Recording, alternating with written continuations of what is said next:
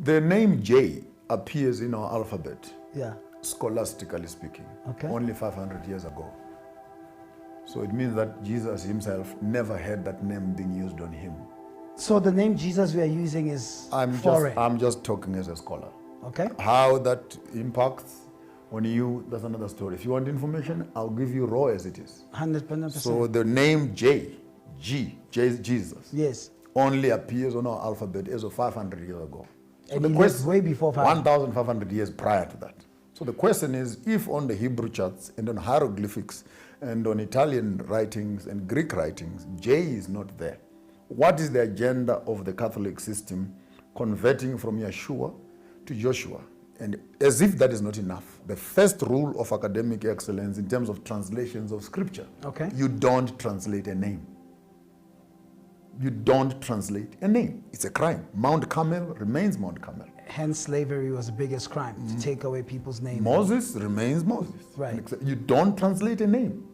So if you teach me as an academician and say, this is the rule that you must follow, Right. then how come when I get on Yeshua, the name is translated to Jesus and it's non-consequential? Do you think there's an agenda to dilute the true scriptures of what the Bible's supposed to be?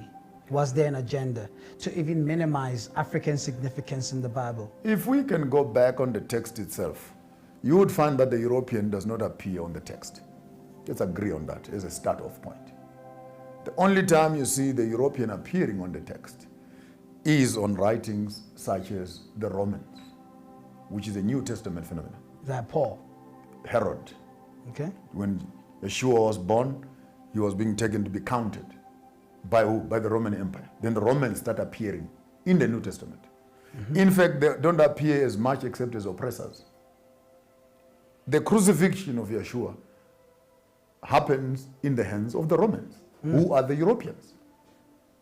If you look just on the crucifixion weekend, Yes. as to who crucified him, who carried the cross, who buried him, Who you'll did- end up with two criminals and Yeshua dying between two thieves in the east and in the west.